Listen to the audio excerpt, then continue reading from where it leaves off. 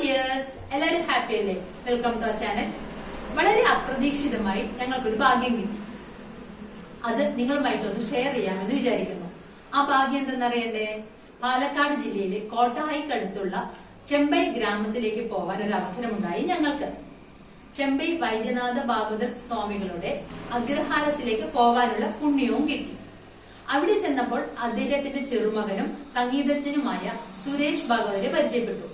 സംഗീതത്തെക്കുറിച്ച് അധികമൊന്നും അറിയാത്ത സാധാരണക്കാരായ വീട്ടമ്മമാരായ ഞങ്ങൾക്ക് മനസ്സിലാവുന്ന രീതിയിൽ അദ്ദേഹം മുത്തശ്ശനെ കുറിച്ച് ഒരുപാട് കാര്യങ്ങൾ പറഞ്ഞു തന്നു.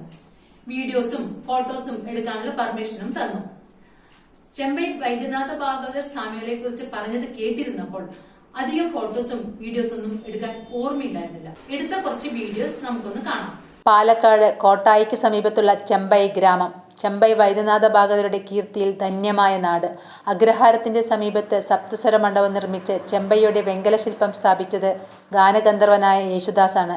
ഇനോഗ്രേറ്റ് ചെയ്തത് അന്നത്തെ പ്രസിഡന്റ് KR നാരായണനും. ഇതാണ് ഭാഗവതരുടെ ഗൃഹം. പഴമ അതേപടി നിലനിർത്തിയിട്ടുണ്ട്. ആ കാണുന്ന നടപ്പന്തലിന്റെ ഉത്തരവും കഴിക്കോലും മുറുക്കിയിട്ടുള്ളത് പാർത്ഥസാരഥി ക്ഷേത്രത്തിന്റെ എതിർവശത്തുള്ള അഗ്രഹാരത്തിന്റെ പൂമുഖത്താണ്. അകത്ത് ചുമരിൽ ഒരുപാട് അമൂല്യങ്ങളായ ഫോട്ടോസ് വെച്ചിട്ടുണ്ട്. ചെമ്പൈ വൈദ്യനാഥ ഭാഗവതരുടെയും അവരുടെ കുടുംബാംഗങ്ങളുടെയും മറ്റും.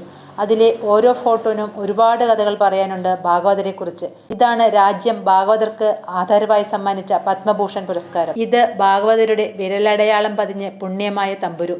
ഇത് ആഘോഷപൂർവ്വം അലങ്കരിച്ച വാഹനത്തിൽ ഗുരുവായൂർക്ക് കൊണ്ടുപോകുന്നതോടെയാണ് എല്ലാ വർഷത്തെയും ചെമ്പൈ സംഗീതോത്സവത്തിന് തുടക്കമാവുന്നത്. ഭാഗവതർ തന്റെ പ്രിയ ശിഷ്യനായ യേശുദാസിനെ നാട്ടിൽ വന്ന് പാടാൻ ക്ഷണിച്ചു. യേശുദാസ് പിന്നെ കാലങ്ങളോളം അത് മുടക്കിയിട്ടില്ല. ഇവിടെ മുറ്റത്ത് തുളസിത്തറയുടെ അടുത്ത് ഒരു ശില്പം സ്ഥാപിച്ചിട്ടുണ്ട്. Donated by Jaya Vijaya, inaugurated by Shrimati Jyothi Venkatachalam, governor of Kerala. Camera നേരെ തിരിച്ചാൽ കോലായിലൊരു തടിയൂഞ്ഞാലുണ്ട്. സാക്ഷാൽ ചെമ്പൈ വൈദ്യനാഥ ഭാഗവതരുടെ ഇരിപ്പിടം. ഇവിടെ ചമ്രം പടിഞ്ഞിരുന്ന് ഭഗവാൻ പാർത്ഥസാരഥിയെ ഭജിച്ചിരുന്നു ആ മഹാൻ. ക്ഷേത്രോത്സവത്തോടനുബന്ധിച്ച് പ്രസിദ്ധ സംഗീതജ്ഞന്മാർ വന്ന് പാടാറുണ്ടിവിടെ. നമ്മൾ അവരോട് യാത്ര പറഞ്ഞ് ഇറങ്ങി. തുടർന്നും അഗ്രഹാരങ്ങൾ കാണാം.